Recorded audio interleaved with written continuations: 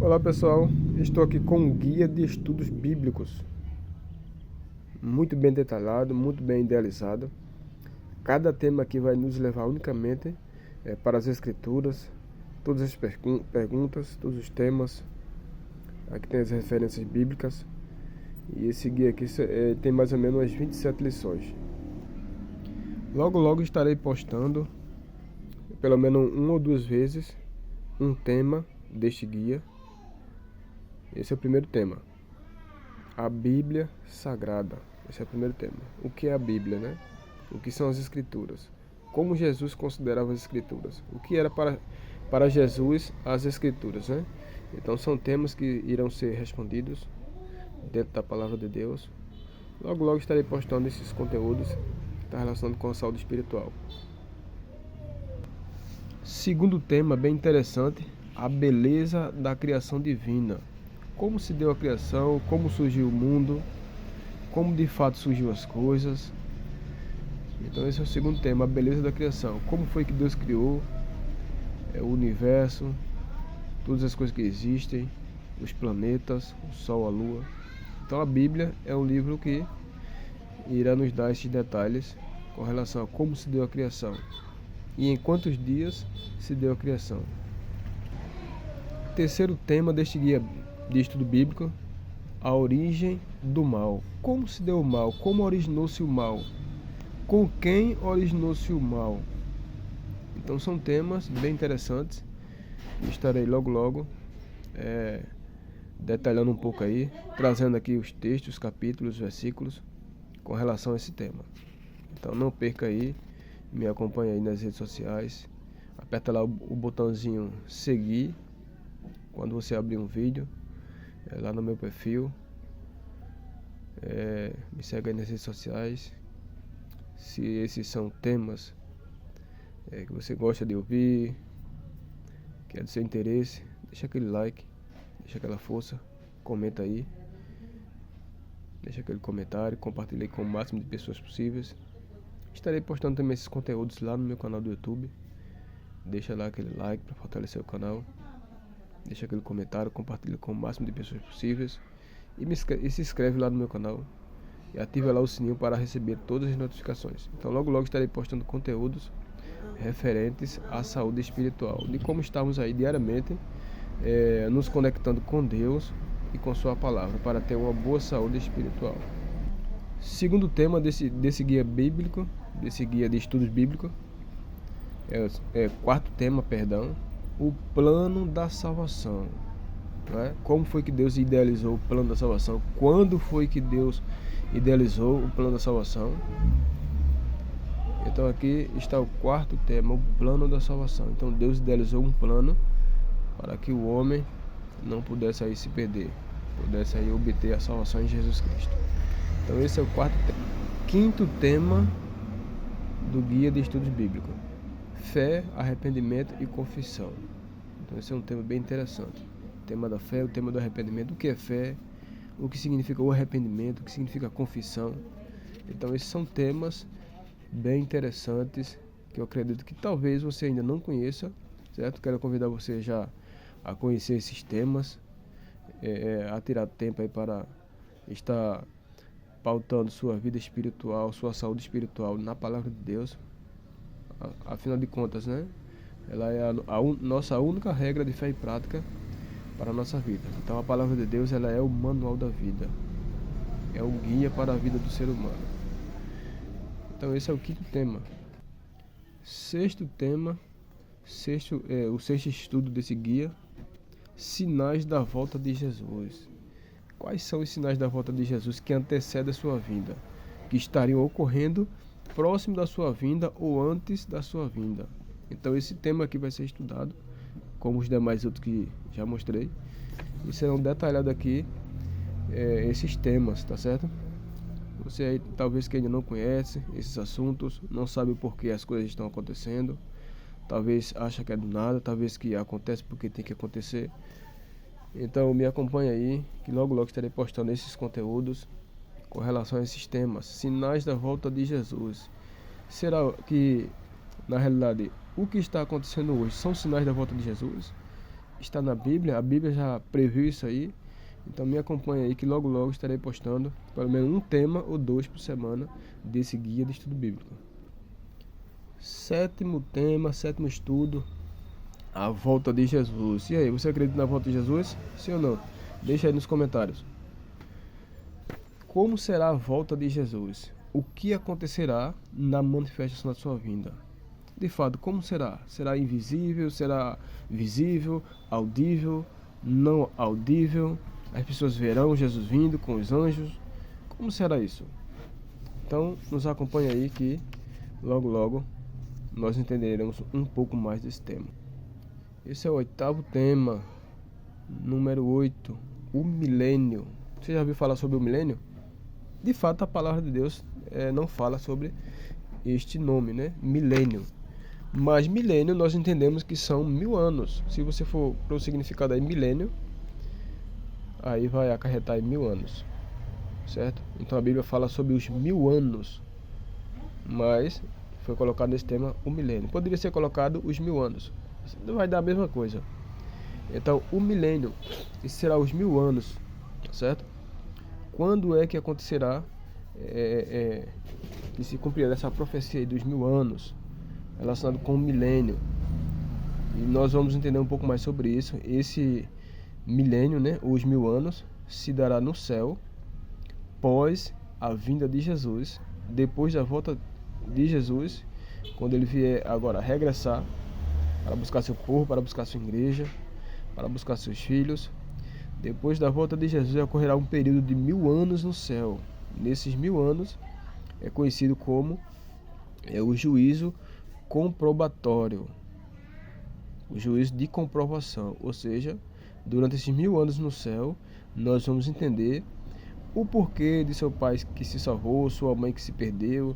Então Deus ele vai trazer a revista diante de todos, o porquê fulano se perdeu, o porquê fulano não se salvou, o porquê as pessoas que se salvaram. Então durante esses 1000 anos vai acontecer esse juízo de comprovação. Então Deus vai mostrar detalhadamente por que as pessoas que se perderam e por que as pessoas que se salvaram, certo? Outro tema bem interessante, estudo número 9, a verdade sobre a morte. O que acontece após a morte? O que se ensina por aí diariamente nesse cotidiano da vida? É de fato da maneira que ensinam ou é de fato que a palavra ensina? Como estão ensinando que a palavra ensina? Você pode até estar ouvindo de forma distorcida, sabia disso? Então o que acontece após a morte? Vamos direto para a glória, vamos direto para o céu, ou vamos direto para o inferno, ou ficamos no pó da terra aguardando a volta de Jesus, a ressurreição dos justos dos últimos dias, ou iremos aí por purgatório, para outros lugares aí, ou ficamos aí talvez vagando em algum espaço sideral ou em algum lugar considerado aí por muitos. Mas o que de fato diz a palavra de Deus sobre a verdade sobre a morte? O que acontece após a morte? Como foi formado o homem a princípio, né? E o que Deus disse, né? O que aconteceria, né? Após o pecado. Na verdade, o homem não foi criado para morrer, mas para viver eternamente. Mas infelizmente o pecado entrou, então com isso veio as consequências da morte, né? A Bíblia já diz, né? Porque o salário do pecado é a morte, mas o dom gratuito de Deus é a vida eterna em Cristo Jesus. Então existe esperança para quem está andando ainda em caminhos de morte, caminhos de perdição. A esperança é Cristo Jesus. Estudo de número 10. A nova terra. Pense como está esse nosso planeta, né? O planeta Terra está um caos, cada vez mais piorando, poluição, muitas desgraças, mortes, derramamento de sangue, sangue inocente, guerras para um lado, guerra para o outro, doença para um lado, doença para o outro. Parece que as dores e as coisas ruins parecem até que não vão acabar mais. A nova terra. Então Deus prometeu que essa terra será nova. Ela será novamente renovada, restaurada, refeita da forma original e de forma mais deslumbrante do que era ainda no princípio, quando saiu das mãos de Deus, antes do pecado. Então a nova terra, vamos estudar um pouquinho sobre a nova terra. Como será a nova terra? haverá pecado, haverá coisa ruim, haverá o mal. Então a nova terra, como diz ali o apóstolo Pedro, nós, segundo a sua promessa, aguardamos novos céus e nova terra nos quais habita a justiça. Então Deus renovará todas as coisas, os céus e a terra, onde vai haver somente a justiça. Jamais vai haver injustiça, jamais vai haver morte, dor, sofrimento, pranto. Então a promessa de Deus é para todo aquele que crê no nome de Jesus. Por isso que está lá em João 3,16, porque Deus amou ao mundo de tal maneira que deu seu Filho unigênito, para que todo aquele que nele creia não pereça, mas tenha vida eterna. Então Deus tem algo extraordinário para você. Estudo de número 11. Esse é um tema bem interessante, onde que muitos ficam dizendo aí, não, porque os adventistas ensinam que a salvação é pela lei, a salvação é pelas obras, a salvação agora é pela graça, não precisamos mais da lei, não precisamos mais dos mandamentos. E aí, o que é que você acha sobre isso? Já estudou sobre esse tema? Já conferiu na palavra de Deus? Ou está apenas ouvindo e replicando aí o que dizem, em vez de conferir pessoalmente na palavra de Deus? Então o propósito de Deus para você é que você confira pessoalmente na palavra de Deus e escute da boca de fiéis as palavras do Senhor. Então, salvação pela graça, esse é um dos ensinos ensinados também pela Igreja Adventista do Sétimo Dia. A salvação é unicamente pela graça de Cristo Jesus. Deus manifestou sua graça através de seu Filho Jesus. Como já falei aqui anteriormente, para que todo aquele que nele crê não pereça, mas tenha vida eterna. Então, salvação pela graça. Onde encontramos a salvação pela graça na palavra de Deus?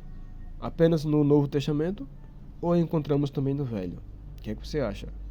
A palavra de Deus nos ensina claramente que o Cordeiro de Deus foi morto desde a fundação do mundo. Então o plano da redenção, o plano da salvação pela graça já estava estabelecido por Deus.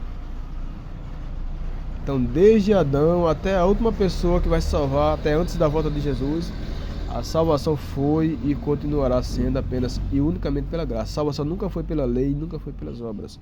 A Bíblia não ensina isso em canto nenhum. Tá certo? Então se você tiver algum texto aí, então me mostre.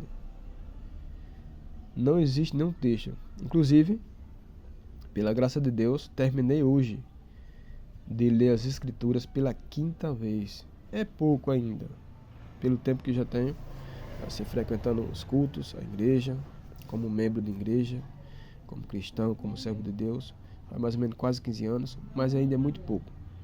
Então vou iniciar agora pela 6ª vez o estudo da palavra de Deus. Para a honra e a glória de Deus, eu sou grato a Deus por isso, por essa oportunidade, por Ele estar me dando a conhecer a sua vontade escrita, a sua palavra, os seus ensinamentos. Então, salvação pela graça, esse é um dos temas que vamos abordar, tanto dentro do Velho Testamento, como bem do Novo Testamento, certo? Acompanhe aí conosco, logo logo. Tema de número 12, o Santuário de Deus. Já ouviu sobre esse tema?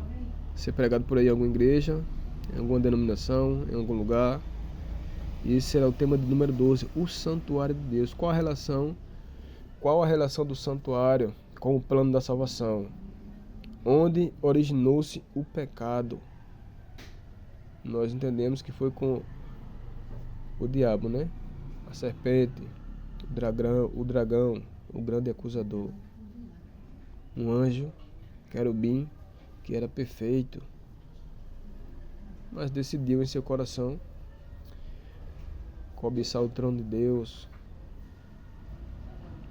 Então o pecado iniciou-se e originou-se com um anjo chamado Lúcifer no céu.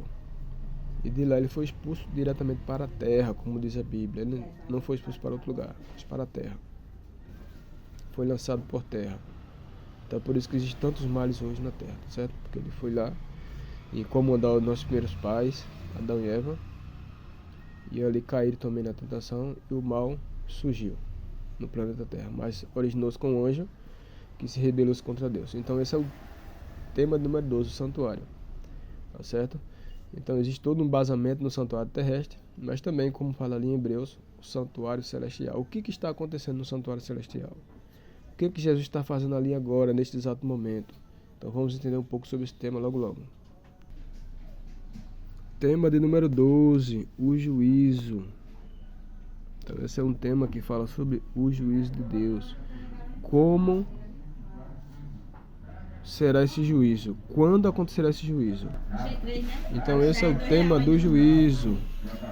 Tema muito interessante. O que ocorrerá no juízo? Quando vai acontecer o juízo? Será que já está acontecendo agora o juízo? O juízo existe, ele acontece pelo menos em 3 fases. O juízo investigativo, que é o juízo que está acontecendo agora. Acontecerá também o juízo de comprovação, como eu já falei anteriormente. E também o juízo executivo. Ocorrerá pelo menos em 3 fases. Tema de número 14, as leis na Bíblia. Quantas leis ou quantos tipos de leis existem na Bíblia, na palavra de Deus? Nós entendemos que existe a lei dos 10 mandamentos, existe leis de saúde, existe leis civis, existe leis cerimoniais. Então alguns dizem aí que nós estamos no tempo da graça, a lei passou, não precisa mais guardar os mandamentos. Será? Quais são as leis que não precisamos mais de guardar? Será os 10 mandamentos? Que está relacionado com o caráter de Deus e com a conduta do céu e a norma pela qual todos serão julgados? Será que foi essa lei mesmo que passou? A lei que diz não matarás, não adulterarás. Será que realmente essa lei passou? Estamos agora desobrigados para matar, para roubar. Ah, não é por aí não. Opa! Então existe alguma coisa errada aí. Existe alguma má interpretação aí sobre as leis. Não existe, entenda bem, não existe governo sem lei. Deus tem o seu governo, mas também Deus tem sua lei. E segundo o livro de Tiago, a lei pela qual seremos julgados será a lei da liberdade, que é a lei dos 10 mandamentos. Então a lei dos 10 mandamentos nunca passou. Somos salvos pela graça, sim. Não somos salvos pela lei nem pelas obras. Somos salvos pela graça. Mas Deus nos deu a sua lei e seus mandamentos para que observássemos. Porque logo se não podemos guardar a lei, ou não se deve mais guardar a lei, qual seria a conduta do cristão? Porque a lei é a base do caráter de Deus. Uma parte da lei está relacionada com amor a Deus e amor ao próximo. Imagine, eu sou salvo pela graça, mas não tem problema nenhum em adorar a imagem, porque um dos mandamentos diz, não adorarás imagem e escultura. Outro dos mandamentos diz, não matarás. Outro diz, não furtarás. Então, quando eu não mato, quando eu não roubo, eu estou fazendo o quê? Eu estou guardando a lei, estou observando a lei, estou guardando os mandamentos. Não tem como fugir disso. Não adulterarás, não furtarás, não dirás falso testemunho. Isso é a lei dos 10 mandamentos. Então, não tem como um cristão fugir disso. Todos os cristãos eles precisam se enquadrar nisso. Guardar a lei, guardar os mandamentos. Somos salvos pela graça, entenda, é Jesus quem nos salva, mas ele nos dá a conduta do céu, a conduta do seu reino, que é obedecer a sua palavra, seus mandamentos, suas leis. Porque logo quem vive desobedecendo as leis, o que é que está acontecendo? Está pulando a cerca. Imagine nós desobedecendo as leis aí do governo. Por exemplo, a pessoa que mata por aí. Existe punição, existe cadeia ou não existe? Sim. As leis de Deus, ou seja, a maioria das leis que foram feitas é baseadas nas leis de Deus. Então somos salvos pela graça, mas a lei tem o seu lugar. A lei não salva, as obras não salvam. Quem salva é Jesus, quem salva é a graça. Mas as leis de Deus têm o seu lugar.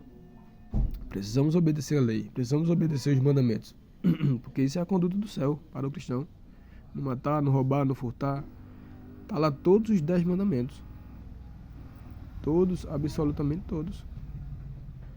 Essa é a conduta do céu, a conduta do reino. Viver em obediência às suas leis. Até o próprio Jesus. Tenho guardado os mandamentos do meu Pai e no seu amor permaneço. Ele também disse: não penseis que vim revogar a lei nem os profetas. Porque se ele viesse para mudar a lei, logo logo ele estaria desmentindo todos os profetas, porque a lei foi dada por meio dos profetas. A lei dos 10 mandamentos. Entenda bem, a lei dos 10 mandamentos. Que é a lei que rege a vida do ser humano, que ele não deve roubar, não deve matar, não deve furtar. Tá lá o dia de sábado, tá lá o adulterar, tá lá o cobiçar. Você entendeu? Então vamos engajar junto aí, porque esse é um assunto bem interessante, certo? Que a gente vai ver aí na palavra de Deus, a questão da lei de Deus, dos 10 mandamentos, que é a lei dos 10 mandamentos na realidade.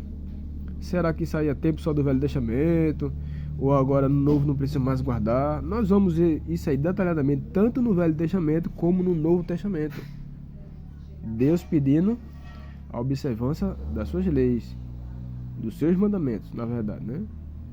Inclusive em Apocalipse, se eu não me engano 12, se eu não me engano 14:12, diz: aqui está a perseverança dos santos, os que guardam os mandamentos de Deus e têm a fé em Jesus. Tem vários textos em Apocalipse, primeira carta de João, segunda carta de João, vários textos do Novo Testamento relacionados com a guarda dos mandamentos.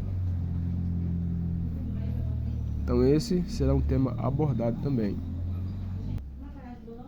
Estudo número 15, a lei moral. O que é a lei moral? O que é uma lei que nos conduz na questão da moralidade, para não sermos imorais. O que é ser uma pessoa imoral? É uma pessoa que desrespeita, é uma pessoa que não obedece, é uma pessoa que vive mentindo, é uma pessoa que vive furtando, é uma pessoa que vive traindo, é uma pessoa que vive cobiçando. Isso é imoralidade. Que vive roubando, que vive matando. Imoralidade é o contrário de moralidade. Moralidade é aquele que obedece, é aquele que ama, é aquele que perdoa,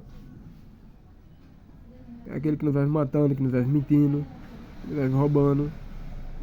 Então a lei moral de Deus está relacionada com os 10 mandamentos, com os princípios dos 10 mandamentos.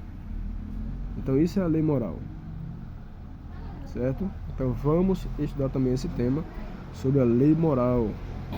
Um tema bem interessante, bem um pouco polêmico no meio de muitos, mas talvez por falta de conhecimento e por falta de atenção, por estudar a palavra de Deus. Talvez por negligência, a pessoa na verdade sabe, mas está ensinando ao contrário. Então tenha cuidado com isso. Você que talvez conhece, sabe que isso é verdade pela palavra de Deus, está ensinando ao contrário.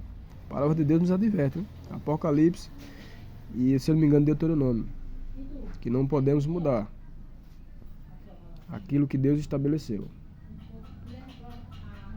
Então aquele que tirar ou acrescentar algumas coisas das palavras das profecias, disse Jesus, a sua parte que lhe cabe da árvore da vida lhe será retirada. Ou seja, a pessoa está sendo falso, está mentindo. Então um dos tópicos pelos quais muitos não vão entrar no céu é por causa da mentira. Aqueles que amam ensinar a mentira. Então a mentira não vem de Deus, tá certo? Então fica um alerta aí para você que talvez conheça, está ensinando aí ao contrário. Busque voltar atrás enquanto é tempo. E para você que não conhece, acredito que você vai entender aí esse assunto, tá certo? Que é um assunto bem interessante.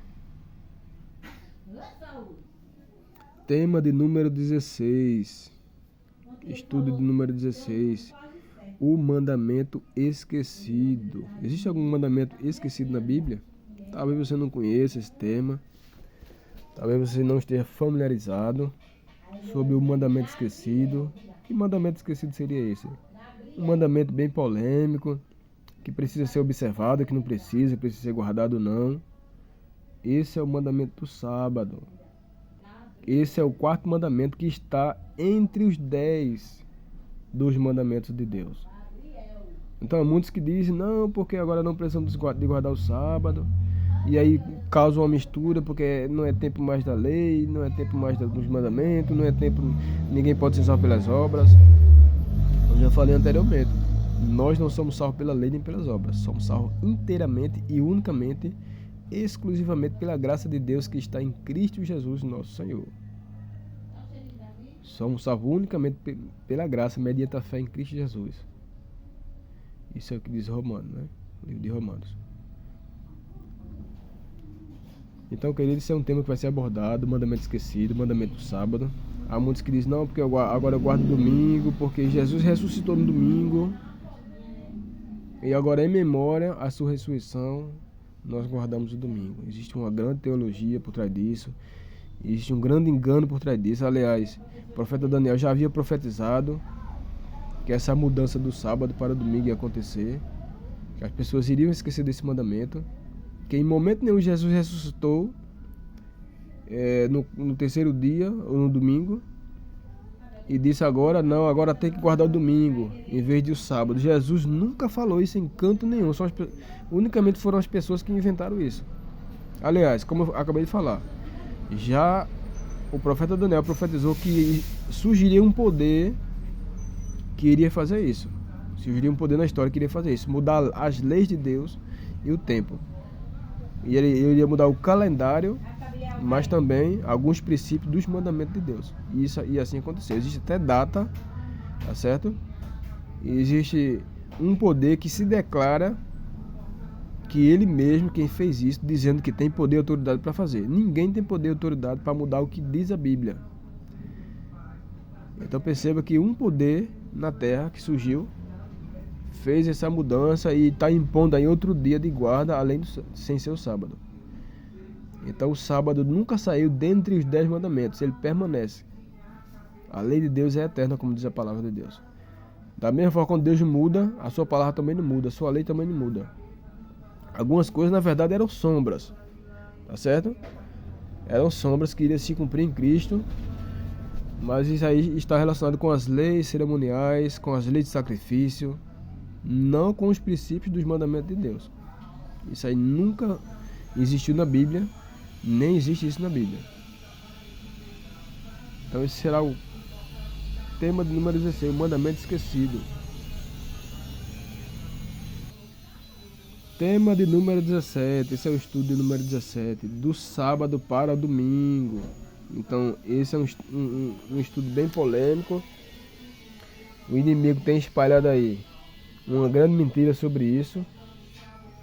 Tem invertido as coisas e as pessoas estão confusas sobre esse tema do sábado para o domingo. Qual é o dia de guarda segundo a Bíblia? É o sábado ou é o domingo? Ou não existe dia nenhum? A Bíblia, somente a Bíblia vai nos responder.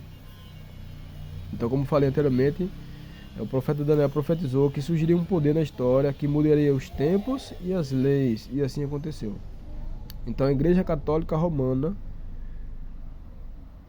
a igreja cabeça, conhecida na Bíblia como a igreja mãe, a grande Babilônia, a grande meretriz, que fala lá em Apocalipse, este poder, esta igreja, não estou falando dos membros, tá certo? Que existem muitos membros, muitos filhos de Deus sinceros e fiéis na igreja católica. Aliás, em todas as igrejas existe povo de Deus, e também fora das igrejas, entenda isso. Mas essa igreja, ao longo do tempo, quando surgiu, fez essa mudança e lentamente foi encaixando isso aí, e aí trocou o sábado pelo domingo. Na Bíblia nenhum existe, e nem em canto nenhum, absolutamente em canto nenhum na Bíblia existe isso, que Jesus mudou o sábado para o domingo, que Deus mudou o seu dia de guarda. Não existe isso. Então esse poder declara abertamente que foram eles mesmos, pasmem, eles declaram abertamente que foram eles mesmos que fizeram essa mudança, alegando que o Papa, os bispos e a igreja têm autoridade acima da Bíblia. Literalmente foi isso. E acima literalmente de Deus. Então no livro Catecismo Romano da Igreja Católica Romana, a igreja mãe que está lá em Roma, no Vaticano, eles declaram abertamente que foram eles que fizeram essa mudança do sábado para o domingo, alegando que eles têm autoridade para fazer isso. E em memória da ressurreição, eles agora guardam o domingo em vez de o sábado. Mas na Bíblia não existe isso em canto nenhum. Foi uma mudança feita pelo poder do sistema da Igreja Católica Romana, a igreja que rege as outras demais igrejas é a Igreja Católica Romana. Então tudo isso aí já foi profetizado, como falei, que ia acontecer, e assim aconteceu. Um poder que surgiria, lançaria a verdade por terra e prosperaria nisso aí. Se for lá no livro Catecismo Romano, os mandamentos estão adulterados, não estão da forma como está na Bíblia, estão invertidos, e isso é ensinado. Jesus nunca ensinou isso. Então esse será o próximo tema. Princípios de saúde, tema de número 18. E aí? Você acha que podemos comer tudo, que não tem problema, é só fazer uma oração e tá tudo certo? O que você acha disso? Deixa aí nos comentários. Podemos comer qualquer coisa, uma cobra, um escorpião e qualquer outra coisa aí, e nada acontece. Isso aí não nos leva a problema de saúde. Será que é assim? Por que existem tantos problemas de saúde? Qual a relação de alimentos impuros e alimentos puros? Qual a relação de alimentos saudáveis e não saudáveis? A Bíblia, ela nos apresenta princípios de saúde que Deus estabeleceu para o seu povo, para os seus filhos, para todos aqueles que nele crê, para todos aqueles que decidirem seguir seus ensinamentos. Ele estabeleceu princípios de saúde para que pudéssemos ter uma melhor qualidade de saúde, para que pudéssemos nos privar de certos males, certos males, certas doenças. Então Deus tem na sua palavra princípios de saúde. Deus quer que nos alimentamos de forma mais saudável possível para que a nossa saúde do corpo, nossa saúde mental, elas possam ser conservadas. Isso mesmo, princípios de saúde. Nós iremos ver esse tema na Bíblia, dentro da palavra de Deus. Então, vá se preparando aí, que logo logo estarei postando esses conteúdos para que você fique informado aí na questão da palavra de Deus, na questão da saúde espiritual, na questão de se aproximar de Deus para ter saúde espiritual, ter contato com a sua palavra, viver em plena obediência aí à sua palavra. Certamente você irá ter saúde espiritual. Tema de número 19. Esse tema é muito interessante porque existem muitos profetas por aí, né? Não sabemos quem é quem, mas à luz da palavra de Deus, a Bíblia, ela é quem pode fazer o exame. A Bíblia é quem pode atestar, aprovar ou reprovar e desaprovar. Isso mesmo. Assim falou o apóstolo João, conhecido como discípulo do amor. Ele disse: provai os espíritos para saber se procedem de Deus ou não. Então, como se prova uma pessoa que se diz ser profeta? Pela palavra de Deus. A palavra de Deus, ela dá todos os detalhes possíveis e características de um verdadeiro profeta. Então, na igreja de Deus, na igreja dos últimos dias, saiba que Deus tem uma igreja na terra. Deus tem filhos por todo canto, por todas as igrejas e denominações. Mas Deus, ele tem uma igreja específica na terra. E Apocalipse, ela vai declarar plenamente isso aí, que existe uma igreja na terra que ensina não uma meia verdade, não apenas o Velho Testamento, não apenas o Novo Testamento, mas o Velho e o Novo Testamento. Lá está em Apocalipse, capítulo, se não me engano, 14, 12, se não me engano, 12, 17, que diz também que o diabo está irado contra essa igreja, a igreja que prega a verdade. Como disse, não a meia verdade, mas a Bíblia como ela é. Deus tem uma igreja específica na igreja. Não que ela seja melhor ou pior do que as outras, mas Deus, assim como sempre em todas as suas gerações, teve um povo específico, como Israel e assim por diante. Não significa que somente Israel era povo de Deus, mas Deus escolheu um povo específico para o representar e espalhar o verdadeiro culto, a verdadeira adoração e os verdadeiros ensinamentos, como de fato é na palavra de Deus.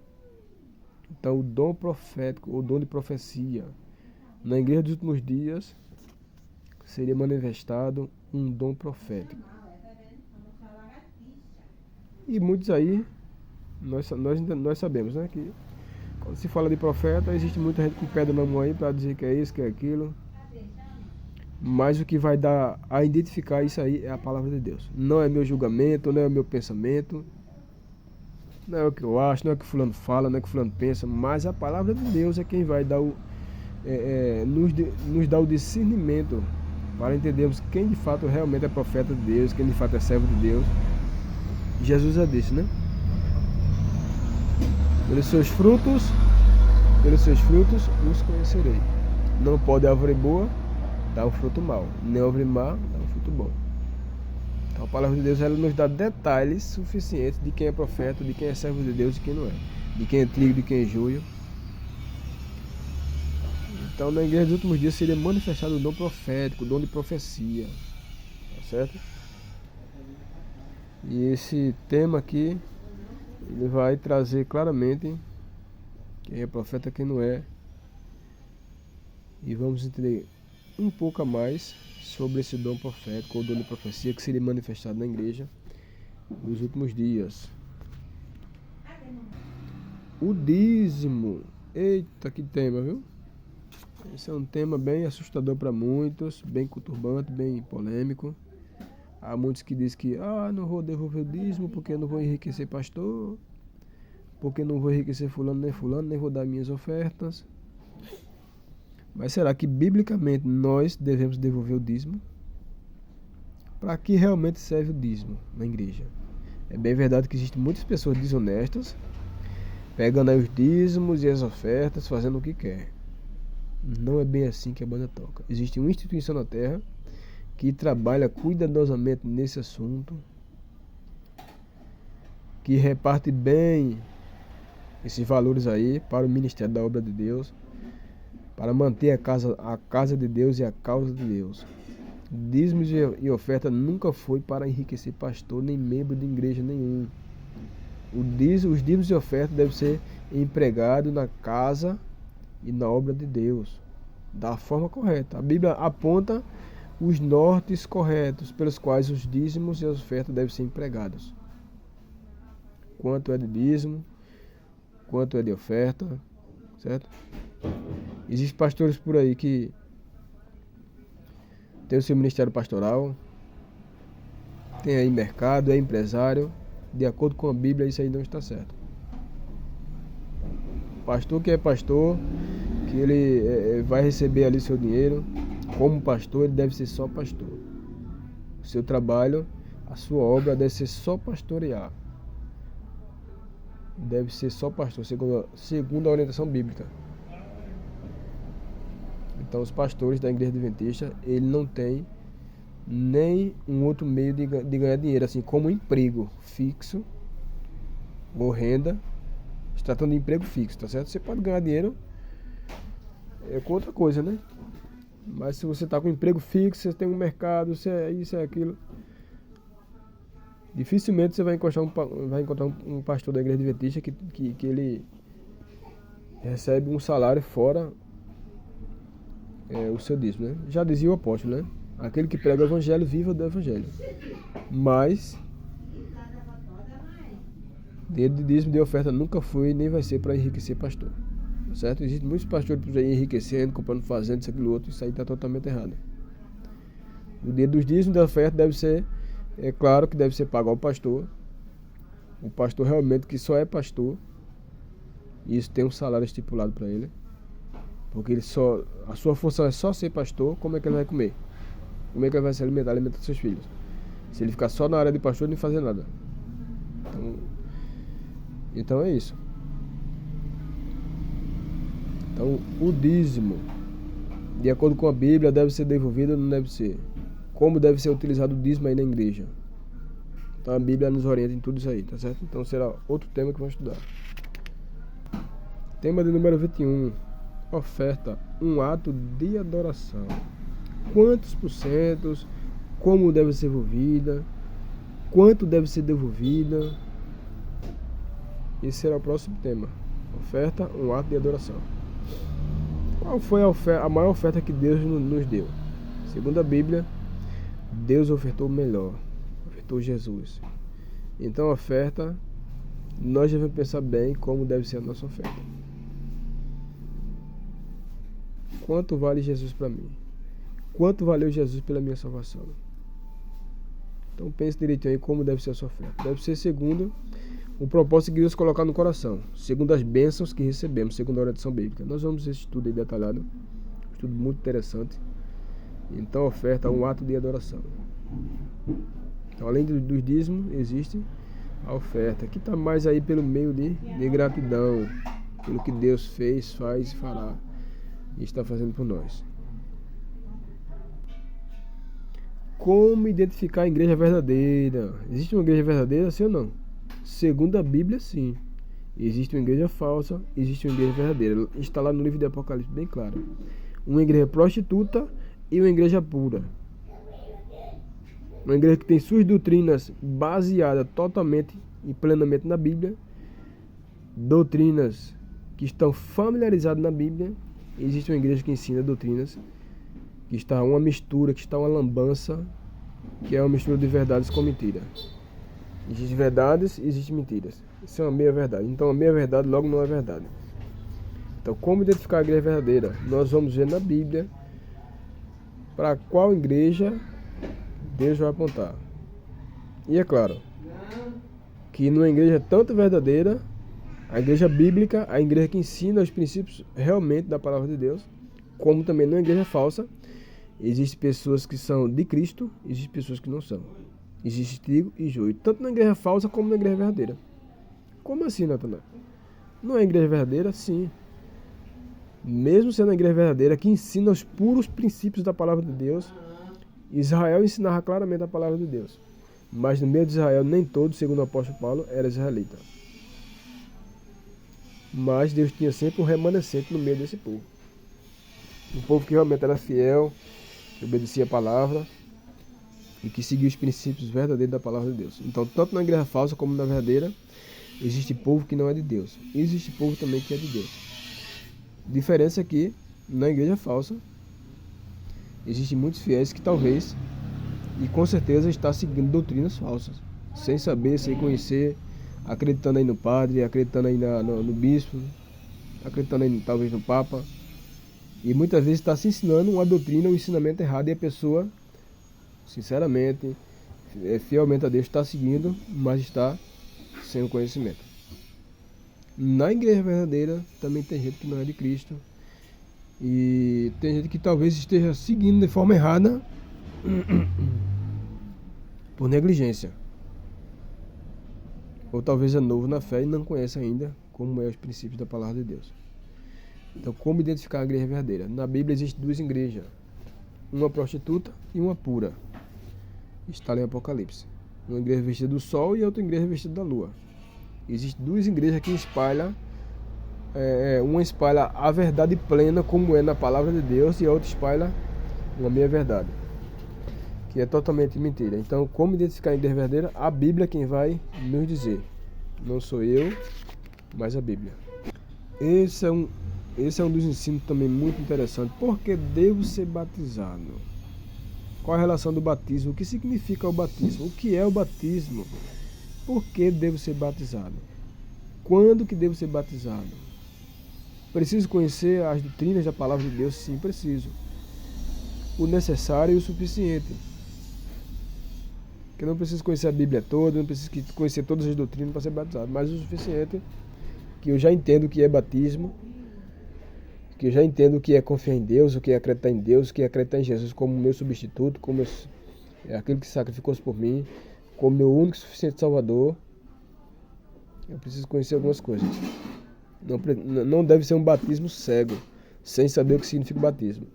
Por exemplo, existem vários batismos por aí. Você sabia disso? O que significa batismo e para quem é o batismo? A pessoa deve ter noção do que é pecado, sim ou não? Segundo a Bíblia, para que uma pessoa seja batizada, ele precisa ter noção do que é certo e do que é errado. Do que é pecado e do que não é pecado. Porque batismo é para pecador. O batismo é para pecador. Uma criança, por exemplo, ela sabe o que é certo e o que é errado. Uma criancinha, vou botar, que nasceu hoje, está com 2 meses, 3 meses, ele sabe o que é certo e o que é errado? Não sabe. Então, logo, batismo de criança não é aprovado pela Bíblia. Que o batismo ele deve ser por imersão. O corpo inteiro deve ser mergulhado nas águas, como símbolo da morte e ressurreição de Jesus. Então a morte e a ressurreição de Jesus significa o batismo. Quando Jesus deitou-se na sepultura, quando ele foi sepultado, e a sua ressurreição significa que ele ali ressuscitou, né? Então o batismo significa isso, a morte e a ressurreição. É como que eu estou morrendo para a antiga vida, estou ressuscitando para a nova vida. Por isso que Paulo diz, né? Aquele que está em Cristo é nova criatura. Então o batismo é uma decisão pública que fazemos diante de Deus e diante da igreja, que agora estamos fazendo parte da mesma fé, da mesma doutrina, das mesmas crenças e da comunidade cristã. Então o batismo vai mais ou menos nessa linha. Princípios de vida cristã. Esse é um tema que vamos voltar à lei, aos mandamentos, à palavra de Deus, aos ensinamentos de Deus, como discípulos, como servos, como cristãos. Esse é um tema que serve para nós. Princípios de vida cristã. O que seriam esses princípios? Como identificar esses princípios? Como aplicá-los na vida diária? Para sermos identificados verdadeiramente como servos de Cristo. Princípios de vida cristã. Que princípios são esses? Nós vamos entender um pouco na palavra de Deus. Quando uma pessoa salva em Jesus, quando acredita em Jesus, quando decide ser discípulo, seguidor de Jesus, servo de Cristo, que princípios ele agora precisa seguir? Então vamos ver esse próximo tema do número 24 na palavra de Deus. Educação cristã. Existem várias educações por aí. Por sinal, algumas boas, outras ruins, outras que ensinam princípios invertidos da palavra de Deus, outras. Existem vários tipos de educações por aí. A maioria delas ensina contra os princípios da palavra de Deus. A palavra de Deus, ela nos ensina sobre princípios de educação cristã. Como devemos ser educados, como deve ser o nosso comportamento, como deve ser o nosso pensamento, como devemos tratar pai e mãe, como devemos nos relacionar uns com os outros, como devemos viver diante de Deus e diante dos homens. Então a palavra de Deus é o livro mais educador quando o assunto é caráter. A palavra de Deus nos ensina que devemos ter um caráter semelhante ao de Cristo. Como assim, Natanael? Caráter semelhante ao de Cristo. Nós, como cristãos, não devemos guardar mágoa de ninguém. Nós devemos, pela graça de Deus, tirar isso dentro de nós. Nós devemos perdoar. Nós devemos ser honestos no nosso trabalho. Devemos tratar bem nosso próximo. À medida do possível, devemos ajudar o nosso próximo, qual seja a situação. Nós devemos amar até o nosso inimigo. Você sabia disso? Foi Jesus que disse. Será que Deus ama algum inimigo? Existe algum inimigo de Deus na Terra? Será que você, que ainda quando não era cristão, era inimigo de Deus? Sim ou não? Como é que você vivia? Como servo de Deus ou como inimigo de Deus? Então, em dado momento, um dia fomos inimigos de Deus, quando a gente não, mesmo de forma consciente ou de forma inconsciente. Quando a gente não andava nos princípios de Deus, quando a gente não obedecia a Deus, quando a gente não obedecia os pais, tudo isso leva para a educação cristã. Então a Bíblia diz que aquele que constitui-se amigo do mundo torna-se inimigo de Deus. O que é ser amigo do mundo? É viver mentindo, é viver roubando, matando, traindo, dando falso testemunho. Isso é ser amigo do mundo. Então, ser amigo do mundo está relacionado com seguir os princípios do diabo. Ser amigo do mundo está relacionado com querer se exaltar. Então, isso aí vai nos fazer com que sejamos inimigos de Deus. Mas Deus pode salvar essas pessoas? Sim, assim como Ele me salvou, pode salvar todos que estão no caminho aí alheio, no caminho que parece direito, mas o final, como diz o Salomão, né? Mas o final dará em caminho de mortes. Então, educação cristã. Tema de número 25. Tema de número 26. A vida no Espírito. O que seria uma vida no Espírito? O que seria viver no Espírito? O que seria estar cheio do Espírito Santo? O que seria estar na presença do Espírito Santo? O que você acha? Esse é o tema de número 26. A Bíblia vai nos dar orientações suficientes. O que será ter uma vida no Espírito? Quais frutos é apresentado na vida daquele que está no Espírito? Fruto de rebelião ou fruto de obediência? Fruto de paciência ou fruto de impaciência? Fruto de amor ou fruto de ódio? Fruto de perdão ou de não perdão? O que você acha? O que seria uma vida no Espírito? O que seria estar cheio do Espírito Santo de Deus? A Bíblia diz que um dos frutos do Espírito é o amor. E como é que eu demonstro amor? Pelas minhas atitudes, pelas minhas palavras, pelo meu comportamento. Então esse é um dos frutos principais, o amor. Existem vários frutos, segundo o livro de Gálatas, ali se não me engano. Mas o fruto do Espírito é amor, paz, longanimidade, benignidade, bondade e por aí vai. É uma série de frutos. Então esse é o próximo tema que também estaremos estudando. Número 27, estudo número 27. Esse é o último estudo desse guia de estudos bíblicos, ouvindo a voz de Deus. Esse é o último estudo. Número 27. Um ministério para todos. Então Deus chama a todos para esse ministério. Que ministério? Deus convida todos para ser salvos e fazerem parte desse ministério evangelístico, de pregar o Evangelho, de viver o Evangelho e de aguardar sua bendita vinda e de um dia estar com Ele no reino dos céus para todo sempre, quando Ele voltar nas nuvens do céu, com todos os anjos do céu, com poder e muita glória, para buscar o seu povo. Então o convite de Deus é para todos, mas nem todos, infelizmente, farão parte desse povo. Nem todos escolherão estar no céu. Por isso Jesus disse, todos são chamados, mas poucos serão escolhidos. Quais são esses poucos que serão escolhidos, Natanael?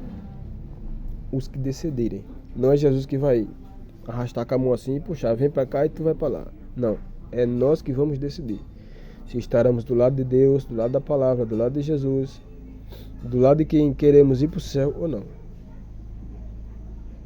Então a escolha pertence a cada um de nós. Deus não predestinou ninguém, nem para a salvação, nem para a perdição. Porque assim, Ele interferiria no nosso livre-arbítrio de escolha. Deus criou cada um de nós com livre-arbítrio de escolha. Somos nós quem escolhemos a vida ou a morte, a salvação ou a perdição. Infelizmente é dessa forma. O céu ou o inferno, vida eterna ou morte eterna. A escolha está em seu poder. Deus deu esse poder a mim e a você para escolher. O ministério é para todos. A leitura aqui diz, todo verdadeiro cristão, ou seja, todo cristão verdadeiro, nasce no reino de Deus como missionário. Então todo cristão verdadeiro, quando ele se converte, quando ele aceita a palavra, quando ele aceita Jesus, ele automaticamente torna-se um missionário no reino de Deus. Ou seja, toda pessoa que foi salva tem como seu primeiro impulso ou desejo o de salvar alguém. Como assim, Natanael? Não literalmente que a pessoa é quem vai salvar, mas a pessoa vai ser um instrumento de Deus para levar a salvação, para levar a Jesus, aquele que um dia lhe salvou. Na verdade, Deus nos chamou também para a tarefa de trabalhar lado a lado com Ele na salvação dos nossos semelhantes. Não só os pastores devem fazer isso. O Espírito Santo capacita todo crente a fim de que, segundo os dons recebidos, possa cumprir sua parte no projeto missionário de Deus. Esse é o ensino da Bíblia. Então, destrinchei um pouco aqui de cada tema, dei uma palhinha aqui de cada tema, de cada assunto que vai ser estudado, mas literalmente eu vou estar estudando um estudo desse, que geralmente durou de 25 a meia hora, a 35 minutos, dependendo da intensidade que a pessoa vai estudar. Então cada tema desse vai durar de 25 a 35 minutos. Então se preparem, oração, busque a Deus para que Deus possa dar a você a compreensão da palavra de Deus, porque a Bíblia diz que é o Espírito Santo quem interpreta a palavra, não somos nós. A Bíblia por si só ela se interpreta. A palavra de Deus ela é a própria intérprete dela. Ou seja, nós estudamos um tema no livro de Sofonias, por exemplo, não estamos entendendo a explicação, mas voltamos para o livro de Jonas, isso é um exemplo, tá certo? E lá está a explicação. A Bíblia se explica dessa forma. Porque existem muitas pessoas que lêem um texto aqui e não estão compreendendo e fica dizendo, não, eu acho que é isso, eu acho que é aquilo, eu acho que é assim. Mas não é dessa forma. A Bíblia ela se explica, tá certo? O Espírito Santo precisa estar em conformidade com o que ensina a palavra. E a palavra precisa estar em conformidade com o que diz o Espírito Santo. Nem o Espírito nem a palavra estão inseparáveis. E nenhum deve estar em contradição com o outro, tá certo? Ah, foi o Espírito Santo quem me disse que isso significa isso. Mas você vai lá na Bíblia não está significando, então não foi o Espírito Santo. Então, medite na palavra, leia a palavra, esteja diariamente lendo um texto da palavra, lendo um capítulo talvez. E certamente sua saúde espiritual vai aumentar, e você vai ter uma boa saúde espiritual, a ponto de você ter um bom relacionamento aí com o seu próximo, com a sua família, tá certo? Então esse é o propósito de Deus para nós, porque afinal de contas estamos nos preparando para ir para o céu, estamos nos preparando para a volta de Jesus, que breve voltará. Olhe para o nosso mundo atual, as coisas que estão acontecendo. Jesus está próximo de voltar, meus irmãos. Vamos nos preparar, vamos nos consagrar, vamos nos santificar a nossa vida. Vamos buscar entregar nossa vida a Cristo. Vamos ler, meditar, ouvir a palavra de Deus. Nos preparar espiritualmente, ter saúde espiritual. Porque quando não temos saúde espiritual, nós morremos. E Deus não vai levar nenhum morto espiritual para o céu. Essa é a grande verdade. Todos quantos vão estar no céu, eles têm vida espiritual. Mesmo que não tenha muita vida. Porque você sabe, né? Busca mais, outro busca menos. Mas o trabalho de Deus é o mesmo. Então, creia aí na palavra de Deus. Creia que as profecias estão se cumprindo. E se prepare juntamente com a sua família. Para que quando Jesus voltar, todos nós estejamos preparados. Que a graça de Deus e a comunhão do Espírito Santo possa estar constantemente na sua vida e na vida da sua família. Fica com Deus e até lá, até a próxima. E se prepara que logo estaremos estudando esses estudos de forma mais detalhada. Deus abençoe cada um de vocês.